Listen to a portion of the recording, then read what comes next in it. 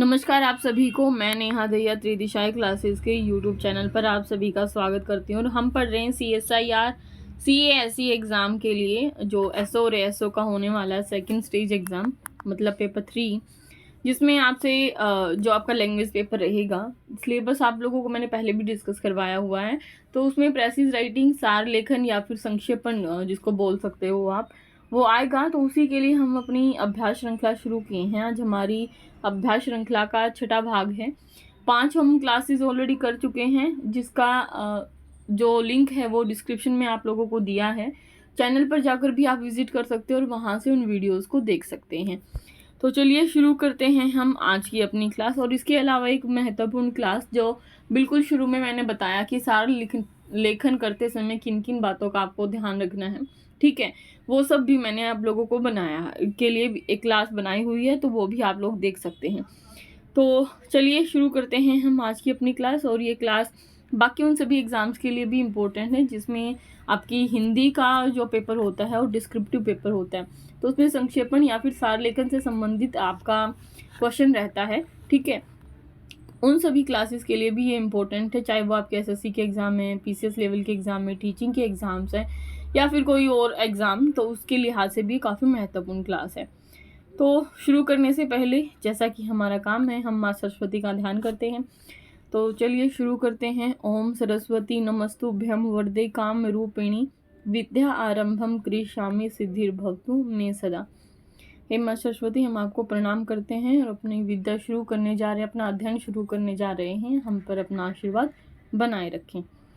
जो लोग चैनल पर नए आए हैं वो लोग त्रिदिशाई क्लासेस के चैनल को सब्सक्राइब कर लीजिए, बेल आइकन को प्रेस कर लीजिए, ताकि आप तक जो भी नई नोटिफिकेशंस है वो पहुंच सके, ठीक है। और वीडियो पसंद आए तो लाइक कीजिए। कोई फीडबैक है तो आप कमेंट कर सकते हैं, कोई क्वेरी है, कोई डाउट है, तब भी आप कमेंट कर सकते हैं, मैं आप लोगों का जवाब ज़रूर दूंगी। तो चलिए शुरू करते हैं।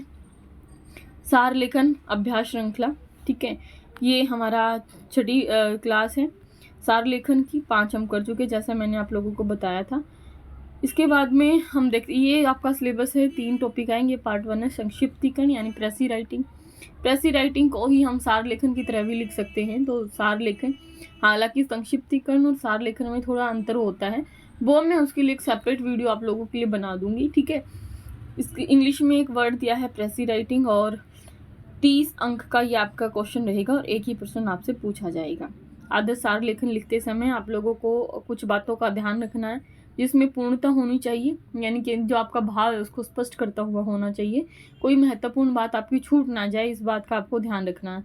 संक्षिप्त होना चाहिए, यानी 1/3 शब्दों में होना चाहिए। उसमें स्पष्टता होनी चाहिए, जो आप कहना चाहते हैं वो आपका भाव स्पष्ट रूप से झलकना चाहिए। शीर्षक आपका छोटा हो, आकर्षक हो, मौलिक रचना को प्रस्तुत करता हुआ होना चाहिए, और भाषा इसकी सरल सहज होनी चाहिए। आप कई सारे सरल वाक्यों को लिखने की बजाय संयुक्त और मिश्रित वाक्यों का प्रयोग कर सकते हैं। ये मैं आप लोगों को पहले भी सिखा चुकी हूँ। अब बात कर लेते हैं सार लेखन के लिए गद्यांश की, ठीक है। ये यहाँ पर दिया है। जिन लोगों को पहले वीडियो जिन्होंने देखी है, उन लोगों को मैंने सिखाया है कि सबसे पहले आप वीडियो को पॉज कीजिए, खुद से इसकी एक रीडिंग कीजिए। सेकंड रीडिंग करते समय जो महत्वपूर्ण लाइनें हैं, जो इंपॉर्टेंट लाइन्स आपको दिखाई दें, उनको अंडरलाइन या हाईलाइट करते हुए चलना है, और उसके बाद में उसको एक अलग से पेपर पे लिख लेना है, ठीक है। फिर आप उसके हिसाब से आपको शीर्षक देखना है कि क्या कहा गया है इसमें, इसका क्या शीर्षक हो सकता है, और देन आपको अपना लिखना शुरू करना है सारांश या संक्षेपण। तो यहाँ पे हम पढ़ लेते हैं। प्राय सभी सच्चे जो कलाकार हैं उनमें संवेदनशीलता का आधिक्य स्वाभाविक है, पर सबके सुख दुखों से तादात्म्य का परिणाम उनकी कला ही होती है। किसी तीव्र रागात्मक अनुभूति का क्रम में व्यक्त होना कला में व्यक्त होने की तीव्रता को बांट लेता है। सामान्यतः कलाकार अपने व्यक्तिगत अभाव का उपचार भी क्रम में नहीं खोज पाता, फलतः उत्कृष्ट कला का सृजन करके भी वह लौकिक दृष्टि से कुछ व्यक्तियों की अवज्ञा का भार वहन करता है। वह तत्पर सहकर्मी नहीं माना जाता, क्योंकि जीवन की विषमता का जो परिहार उसके सृजन में व्यक्त होता है, वह स्थायी होने पर भी सदैव फलदायी नहीं हो सकता है। कला मनुष्य के हृदय और बुद्धि को प्रभावित करके ही उसके कर्म को प्रभावित करती है। एक एक को बदल कर ही सबको बदलने में समर्थ होती है। कलाकार को मनुष्य के रूप में पहचानने के लिए उसकी कला और कर्म में गठबंधन होना ही चाहिए। यहाँ पे आप लोगों को कुछ शब्द मिल गए होंगे, ठीक है, और वो शब्द हैं कला और कलाकार से संबंधित, ठीक है। तो यहाँ पर आपको समझ में आ गया ये सारी की सारी जो बात कही गई है वो किससे संबंधित है, कलाकार से संबंधित है। अब सेकंड स्टेप हमारा क्या होता है कि जो महत्वपूर्ण लाइनें हैं उसको हम अंडरलाइन करते हुए चलना है, ठीक है। तो पहली लाइन हमें समझ में आई कि सभी जो सच्चे कलाकार हैं उनमें संवेदनशीलता होती है या फिर संवेदनशीलता का आधिक्य होता है और यह स्वाभाविक है, लेकिन सबके सुख दुखों से तादात्म्य यानी संबंध रखते हुए उसका परिणाम कहाँ होता है, उनकी कला में निकलता है या उनकी कला ही होती है। किसी तीव्र रागात्मक अनुभूति का कर्म में व्यक्त होना कला में व्यक्त होने की तीव्रता को बांट लेता है। यानी अगर कोई तीव्र राग है, अनुभूति उसकी हो रही है आपको, तो उसका कर्म में व्यक्त होना कला में व्यक्त होने की तीव्रता को बांट लेता है। सामान्यतः कलाकार अपने व्यक्तिगत अभाव जो होते हैं उनका उपचार भी कर्म में नहीं खोज पाता, इसीलिए उत्कृष्ट कला का सृजन करके वह लौकिक दृष्टि से कुछ व्यक्तियों की अवज्ञा का भार वहन करता है, ठीक है। यानी जो उसके व्यक्तिगत अभाव हैं उनको भी उन चीज़ों को पूरा करने के लिए वो क्या करता है, अपनी लेखन में उन चीज़ों को जो उसको महसूस होती हैं उनको उतारता है, क्योंकि जीवन की विषमता का जो परिहार उसके सृजन में व्यक्त होता है वह स्थायी होने पर भी हमेशा फलदायी नहीं हो सकता है। क्योंकि जो जीवन की विषमता है उसकी, ठीक है, वो उस जो विषमता का जो त्याग किया, परिहार मतलब त्याग करना, उसके सृजन में व्यक्त होता है और स्थायी होने पर वह हमेशा फलदायी नहीं हो सकता। कला मनुष्य के हृदय और बुद्धि को प्रभावित करके ही उसके कर्म को प्रभावित करती है और एक एक को बदल कर ही सबको बदलने में समर्थ होती है। यानी जो कला होती है वो क्या करती है, मनुष्य के हृदय और बुद्धि को प्रभावित करती है। कई बार आप लोगों ने देखा होगा कि कुछ अच्छी चीज़ें पढ़ करके या देख करके, कोई अच्छी मूवी देख करके, कोई अच्छा नाटक पढ़ के या देख करके आप लोगों का हृदय और बुद्धि परिवर्तित हो जाती हैं। कई बार कोई रोने का सीन आता है तो आपकी आंखों में आंसू हो जाते हैं, कोई कॉमेडी ड्रामा चल रहा होता है तो आप क्या करते हो, आप हंसने लग जाते हो, ठीक है। तो हृदय और बुद्धि को प्रभावित करके ही उसको उसके क्रम को प्रभावित करती हैं, एक एक को बदल कर ही सबको बदलने में। और धीरे धीरे जब वो जो उसका लेखन होगा, जो उसकी कला है, ठीक है, वो एक एक व्यक्ति को करके उसमें इतनी क्षमता होती है वो उसकी सबको बदल सकता है। कलाकार को मनुष्य के रूप में पहचानने के लिए उसकी कला और जो उसका कर्म है उसमें गठबंधन होना ही चाहिए। आपको समझ में आ गया ये सार, ये जो गद्यांश किसके बारे में है, कलाकार की संवेदनशीलता के बारे में है। तो अब चलते हैं यहाँ का, हम देखते हैं सार क्या है।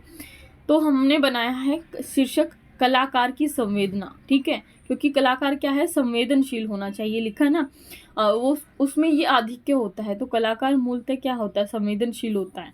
वह सबके सुख दुख को कला में व्यक्त करता है, पर जो व्यक्तिगत अभाव का परिहार न कर पाने के कारण कुछ लोग उसकी उपेक्षा करते हैं ना, जब वो अपने व्यक्तिगत अभाव को नहीं छोड़ पाता है जिसके कारण कुछ लोग उसकी उपेक्षा करते हैं। सच्ची कला केवल हृदय को ही नहीं बल्कि बुद्धि को भी प्रभावित करती हुई कर्म की प्रेरणा देती है और कला और कर्म का गहन संबंध आवश्यक है। उम्मीद है इतना आपको समझ में आया होगा सार लेखन, ठीक है। यही लेखक कहना चाहता था, ये केंद्रीय भाव था इसका, और हमने शीर्षक और सार को समझ लिया, ठीक है। आप लोगों का क्या बना है, आप लोगों ने क्या शीर्षक लिखा है, उसको आप कमेंट करके मुझे बता सकते हैं। अब बात करते हैं दूसरे गद्यांश की। धीरे धीरे आप लोग देख रहे होंगे कि हमने जो लाइनें थी, जो शब्द थे वो बढ़ा दिए हैं।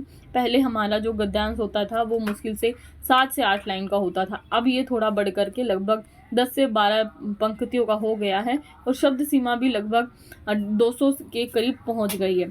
तो धीरे धीरे हम इसका दायरा बढ़ाएंगे ताकि आप लोगों को अच्छे से समझ में आए और जैसा भी एग्जामिनर आपको दे करने के लिए आप बहुत ही आसानी से एग्ज़ाम में उसको कर पाएँ। पढ़ते हैं दूसरा गद्यांश। आप लोगों को थोड़ा इस पे वीडियो पे पॉज देना है, एक बार खुद से इसकी रीडिंग करनी है और इम्पोर्टेंट लाइन को अंडरलाइन करते हुए अपने पेन और कॉपी के ज़रिए इसको लिखना है और फिर उसके बाद में मैच करवाना है कि क्या आपने जो लिखा है शीर्षक और सारांश वो सही है या नहीं है। तो चलिए पढ़ते हैं। बर्फ का दुपट्टा बांधे हिमालय इस समय तो अत्यंत सुंदर या अति ऊंचा और अति गौरवान्वित मालूम होता है, परंतु प्रकृति ने अगणित शताब्दियों के परिश्रम से रेत का एक एक परमाणु समुद्र के जल में डुबो कर और उनको अपने विचित्र हथौड़े से सुडौल करके इस हिमालय के दर्शन कराए हैं। आचरण भी हिमालय की तरह एक ऊंचे कलश वाला मंदिर है। ठीक है, यह वह आम का पेड़ नहीं जिसको मदारी एक क्षण में तुम्हारी आंखों में मिट्टी डालकर अपनी हथेली पर जमा दे। इसके बनने में अनंत काल लगा है। पृथ्वी बन गई, सूर्य बन गया, तारागण आकाश में दौड़ने लगे, परंतु अभी तक आचरण के सुंदर रूप के पूर्ण दर्शन नहीं हुए। कहीं कहीं इसकी अत्यल्प छटा अवश्य दिखाई देती है। पुस्तकों में लिखे हुए नुस्खों से तो और भी अधिक बदहजमी हो जाती है। सारे वेद और शास्त्र भी यदि घोल कर पी लिए जाएं तो भी आदर्श आचरण की प्राप्ति नहीं होती है। आचरण प्राप्ति की इच्छा रखने वाले को तर्क वितर्क से कुछ भी सहायता नहीं मिलती। शब्द और वाणी तो साधारण जीवन के चौंचले हैं। ये आचरण की गुप्त गुहा में प्रवेश नहीं कर सकते, वहां इनका कुछ भी प्रभाव नहीं पड़ता। वेद इस देश के रहने वालों के विश्वास अनुसार ब्रह्मवाणी है। वेद, ठीक है, वेद है ये यहाँ पे। परंतु इतना काल व्यतीत हो जाने पर भी आज तक समस्त जगत की भिन्न भिन्न जातियों को संस्कृत भाषा न बुला सके, न समझा सके, न सिखा सके। यह बात हो कैसे? ईश्वर तो सदा मौन है। ईश्वर मौन शब्द और भाषा का विषय नहीं, वह केवल आचरण के कान में गुरु मंत्र फेंक सकता है। ये गद्यांश हम लोगों ने पढ़ा। अब इसमें से क्या करना है आपको, जो महत्वपूर्ण पंक्तियां हैं वो अंडरलाइन करनी है। तो यहाँ पर आप लोगों ने एक शब्द देखा जिसके चारों तरफ में ये गद्यांश घूम रहा है, वो है आचरण। ठीक है, आचरण के बारे में केवल ये बात कही गई है। ठीक है, आचरण आचरण एक शब्द की बार बार यहाँ पे आप रिपीटेशन देख रहे हैं, और वो शब्द क्या है? आचरण। किसके बारे में है ये पूरा गद्यांश? आचरण से संबंधित है। अब देखते हैं कि आचरण के बारे में आखिर क्या कहा गया है। उसी के अनुसार हमें जो इम्पोर्टेंट लाइन है उनको अंडरलाइन करते हुए चलना है। बर्फ का दुपट्टा बांधे हिमालय इस समय तो अत्यंत सुंदर या अति ऊंचा और अति गौरवान्वित मालूम होता है, लेकिन प्रकृति ने अगणित स्थाव्यों के परिश्रम से रेत का एक एक परमाणु समुद्र के जल में डुबो डुबो कर और उनको अपने विचित्र हथौड़े से सुडोल करके इस हिमालय के दर्शन कराए हैं। यानी यहाँ पर बात कही गई है कि जो हिमालय का निर्माण है ये दिखने में इतना सुंदर, इतना गौरवान्वित महसूस होता है, लेकिन इसके बनने में, एक एक कण के बनने में अनगिनत शताब्दियां लग गई हैं। आचरण भी हिमालय की तरह ही है। तो तुलना की गई है आचरण की किसके साथ? हिमालय के साथ। यानी आचरण भी हिमालय की तरह कैसा है? एक ऊंचे कलश वाला मंदिर है। यह मतलब किसके बारे में बात करें? आचरण के बारे में। नहीं, आचरण आम का पेड़ नहीं है जिसको मदारी एक क्षण में तुम्हारी आंखों में मिट्टी डालकर अपनी हथेली पर बना दे। इसके बनने में अनंत काल लगा है। तो ऐसे जैसे हिमालय के बनने में अनंत काल लगा है, वैसे ही किसी भी व्यक्ति के आचरण के बनने में धीरे धीरे कई वर्षों का समय लगता है। पृथ्वी बन गई, सूर्य बन गया, तारागण आकाश में दौड़ने लगे, परंतु अभी तक आचरण के सुंदर रूप के पूर्ण दर्शन नहीं हुए हैं। ठीक है, तो जैसे धीरे धीरे पृथ्वी बनी, सूर्य बना, तारागण आकाश में दौड़ने लगी, लेकिन आचरण कितना सुंदर हो उसके पूर्ण दर्शन नहीं हो पाए हैं। कहीं कहीं इसकी अत्यल्प छटा अवश्य दिखाई देती, कहीं कहीं पे तो ऐसा महसूस होता है कि इसमें कुछ न कुछ कमी रह गई है, और कहीं कहीं ऐसा लगता है कि ये बहुत अच्छा है। पुस्तकों में लिखे हुए नुस्खों से तो और अधिक बदहजमी हो जाती है। सारे वेद और शास्त्र भी यदि घोल कर पी लिए जाए तो भी आदर्श आचरण की प्राप्ति नहीं होती है। यानी अगर केवल आप किताबी कीड़ा बन भी जाएं, सब कुछ आपने पढ़ लिया हो, लेकिन इसका मतलब ये नहीं हो जाए और बहुत आप प्रकांड पंडित बन जाते हैं, विद्वान बन जाते हैं, तो भी इस बात की कोई गारंटी नहीं है कि आपका आचरण सही है। ठीक है, तो सारे वेद और शास्त्र भी यदि घोल कर पी लिए जाएं तो भी आदर्श आचरण की प्राप्ति नहीं होती है। अब बात करते हैं कि आचरण प्राप्ति क्या होता है। तो इसमें लिखा है, आचरण प्राप्ति की इच्छा रखने वाले को तर्क वितर्क से कुछ भी सहायता नहीं मिलती। ठीक है, तो जो ज़्यादा तर्क जो ये सोच रहे हो, जिनमें वाद विवाद करने की क्षमता ज़्यादा अच्छी है, क्योंकि उनके पास ज्ञान बहुत ज़्यादा है, वो बहुत विद्वान हो गए हैं, तर्क वितर्क अच्छा कर लेते हैं, ठीक है, तो इसका मतलब ये हो गया कि उनका आचरण बहुत अच्छा हो गया। तो ऐसा बिल्कुल भी नहीं है। आचरण प्राप्ति की इच्छा रखने वाले को तर्क और वितर्क से कुछ भी सहायता नहीं मिलती। शब्द और वाणी तो साधारण जीवन के चौंचले हैं। ठीक है, जो शब्द हैं जिनका आप प्रयोग करते हो, ठीक है, मान लिया आप किसी के सामने बहुत अच्छे बन जाते हैं, बहुत इज्जत से बात कर रहे हैं, दिखावा कर रहे हैं, बहुत अच्छे बन गए हैं, वाणी से आप बहुत मधुर बोल रहे हैं, तो शब्द और जो वाणी है ये तो साधारण जीवन के चौंचले हैं। ये आचरण की गुप्त गुहा में प्रवेश नहीं कर पाते हैं, नहीं कर सकते। वही इनका कुछ भी प्रभाव नहीं पड़ता है। वेद इस देश के रहने वालों के विश्वास अनुसार ब्रह्मवाणी, जैसे वेद क्या है हमारे अनुसार? ब्रह्मवाणी यानी ब्रह्मा के द्वारा दिए गए हैं, ऐसा कहा जाता है। परंतु इतना काल व्यतीत हो जाने पर भी आज तक इतना समय हो गया, ठीक है, अब में पता नहीं है कि वेद कब लिखे गए हैं, ठीक है, बहुत पुराने हैं, ठीक है, ऐसा कहा जाता है। आज तक समस्त जगत की, लेकिन इतने पुराने होने के बावजूद भी और इतना समय बीत जाने के बावजूद भी आज तक समस्त जगत की अलग अलग जितनी भी जातियां हैं को संस्कृत भाषा न बुला सके, ठीक है। हमारे अनुसार संस्कृत क्या है, देव भाषा है, ठीक है, और लेकिन इतना, और वेद क्या है, ब्रह्मा के द्वारा प्रदत्त है, ब्रह्मवाणी है। तो इतना समय बीत जाने पर जिस ब्रह्मा ने स्वयं इस सृष्टि की रचना की, उसके बावजूद भी आज तक क्या हुआ, अलग अलग जातियों को संस्कृत भाषा यानी सबको नहीं बोलनी आती है। आप लोगों में से भी बहुत सारे ऐसे लोग होंगे जिनको नहीं आती होगी संस्कृत, और ना ही उनको समझा सके, ना ही सिखा सके। बहुत सारे लोग तो ऐसे हैं जो केवल मंत्र बोलते हैं, यानी गायत्री मंत्र जो सबसे शुरुआत होती है, स्कूलों में सिखाया जाता है गायत्री मंत्र, उसको बोलना जानते हैं, श्लोक जानते हैं संस्कृत का, लेकिन उसका अर्थ क्या होता है इसकी जानकारी अभी भी बहुत सारे लोगों को नहीं होगी। मैं सबकी बात नहीं कर रही हूँ, ठीक है, यहाँ पर मैं उन लोगों की बात कर रही हूँ जो केवल रटते हैं चीजों को और समझने का प्रयास नहीं करते हैं। यह बात कैसे हो, ईश्वर तो सदा मौन है। ईश्वरीय मौन शब्द और भाषा का विषय नहीं, वह केवल आचरण के कान में गुरु मंत्र फेंक सकता है। समझ में आ गया ये आपको पैराग्राफ? ये पैराग्राफ किससे संबंधित है? गद्यांश आचरण से संबंधित है। तो हमारे अनुसार इसका जो शीर्षक है वो क्या है? आचरण की मौन भाषा। क्योंकि हमने बताया कि जो शब्द है, वाणी है, तर्क वितर्क, ये सब फालतू के चोंचले हैं, इनसे आपका आचरण परिभाषित नहीं हो सकता है, ठीक है। तो शताब्दियों तक श्रम करके प्रकृति ने धरती और आकाश में जो रचना था वह रच दिया है, पर सुंदर जो आचरण है, यानी आचरण का सुंदर रूप आज तक पूरा नहीं हुआ है। पहले जो गद्यांश था हमारा, जो पहला भाग था इसका, वो हमने देखा था।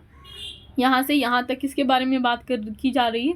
प्रकृति की रचना की बात की जा रही है कि प्रकृति ने तारे बनाए, पृथ्वी बनाई, सूर्य बनाया, सब कुछ बनाया, लेकिन क्या नहीं बना पाई? संपूर्ण या एक आदर्श आचरण क्या होता है उसके अभी तक पूरे दर्शन नहीं करा पाई है, ठीक है। तो हमने यहाँ पे लिखा कि आकाश में, धरती पर जो भी रचना था वह रच दिया, पर आचरण का सुंदर रूप आज तक पूरा नहीं हुआ है। धार्मिक या शास्त्रीय ग्रंथों के अध्ययन स्मरण से आचरण को नहीं पाया जा सकता है, ठीक है। केवल आपने बहुत वेद पढ़ लिए हैं, आपने बहुत जानकारी इकट्ठी कर ली, शास्त्रीय ग्रंथ पढ़ लिए हैं, उनके अध्ययन स्मरण से आचरण को नहीं पाया जा सका है। वेदों को ईश्वर की वाणी कहा जाता है, पर वे मानव समाज को संस्कृत तक नहीं सिखा सके। ईश्वर मौन है, मौन के शब्द नहीं। ईश्वर क्या है? मौन है, और मौन के क्या है? शब्द नहीं है। मौन के शब्द ही आचरण नहीं, आचरण ही व्यक्त कर सकता है, ठीक है। मौन के क्या है? शब्द नहीं, बल्कि क्या व्यक्त कर सकता है? मौन को आचरण ही व्यक्त कर सकता है, ठीक है। ये यहाँ पर को है, मौन को शब्द नहीं, आचरण ही व्यक्त कर सकता है। उम्मीद है ये पैराग्राफ आपको समझ में आ गया होगा, शीर्षक समझ में आ गया होगा, सार किस तरह से लिखना है, किस तरीके से निचोड़ निकालना है, ये आपको समझ में आ गया होगा। अब जैसा कि हमारी परंपरा है, हम आप लोगों को ये करने के लिए देते हैं, तो ये काम आप लोगों के लिए है, ठीक है। ये पैराग्राफ है, इसको आप लोगों को पढ़ना है और महत्वपूर्ण जो लाइनें हैं उसको अंडरलाइन करना है। जैसे प्रत्येक राष्ट्र की अपनी एक सांस्कृतिक धरोहर होती है, जिसके बल पर वह प्रगति के पथ पर अग्रसर होता रहता है। मानव युग युग से अपने जीवन को अधिक सुख में, उपयोगी, शांति में और आनंदपूर्ण बनाने का प्रयास करता रहा है। इस प्रयास का आधार वह सांस्कृतिक धरोहर होती है जो प्रत्येक मानव को विरासत के रूप में मिलती है, और इस प्रयास के फल स्वरूप मानव अपना विकास करता है। कुछ लोग सभ्यता और संस्कृति को एक ही मानते हैं, यह उनकी भूल है। यूं तो संस्कृति और सभ्यता में घनिष्ठ संबंध है, किंतु संस्कृति मानव जीवन को श्रेष्ठ और उन्नत बनाने की साधनाओं का नाम है, और सभ्यता उन साधनाओं के फलस्वरूप उपलब्ध हुई जीवन प्रणाली का नाम है, ठीक है। यहाँ पे है, जोड़ लीजिए। सभ्यता के अंतर में बहने वाली विचारधारा को हम संस्कृति कह सकते हैं। संस्कृति अच्छी या बुरी हो सकती है। किसी राष्ट्र की सभ्यता का मूल्यांकन हम उसकी संस्कृति के आधार पर कर सकते हैं। प्रत्येक राष्ट्र की संस्कृति वहाँ की भौगोलिक परिस्थितियों पर निर्भर है। प्रकृति का मानव जीवन को प्रभावित करने में बड़ा महत्वपूर्ण हाथ रहा है। तो ये गद्यांश आप लोगों के लिए है, इसको आपको पढ़ना है। महत्वपूर्ण जो भी लाइनें हैं उसको हाईलाइट या अंडरलाइन, जैसे भी आप करना चाहें, लिखना चाहें, लिखिए। कमेंट सेक्शन में उसका उत्तर लिखने का प्रयास कीजिए। अगर नहीं लिख पाते हैं तो अपने कॉपी पेन में लिख लीजिए, और कम से कम टाइटल तो आप लिख ही सकते हैं, तो टाइटल को आप कमेंट सेक्शन में मेंशन कीजिए। इसकी जो आंसर होगा, जो सोल्व होगा, वो आपको टेलीग्राम चैनल पर मिल जाएगा। आप टेलीग्राम चैनल से इसकी PDF डाउनलोड करके वहाँ से इसको पढ़ सकते हैं। टेलीग्राम चैनल का लिंक मैं आप लोगों को बता देती हूँ, 3 दिशाएं क्लासेस के नाम से ही है। फिर से एक सूचना है, तो जिन लोगों ने अभी तक चैनल सब्सक्राइब नहीं किया है वो चैनल को सब्सक्राइब कर लीजिए। वीडियो पसंद आए तो लाइक कीजिए, कमेंट कीजिए, शेयर कीजिए, चैनल को सब्सक्राइब करें। कोई भी डाउट है तो कमेंट सेक्शन में आप लिख सकते हैं। ये हमारे टेलीग्राम चैनल का लिंक भी है और इस नाम से आपको मिल जाएगा, आप सर्च करेंगे तो ठीक है। और ये इसका लिंक है t.me/3 दिशाएं, ठीक है। इस लिंक पर जा करके, डिस्क्रिप्शन में भी उसका लिंक होगा, आप वहाँ जा करके अपनी जो PDF है उसको डाउनलोड कर सकते हैं। पिछली भी क्लासेस की जो PDF है वो आपको वहाँ पे मिल जाएगी, वहाँ से आप इसको डाउनलोड कर सकते हैं। तो ठीक है, चलिए पढ़ते रहिए, आगे बढ़ते रहिए। मिलते हैं अगली क्लास में, तब तक के लिए धन्यवाद।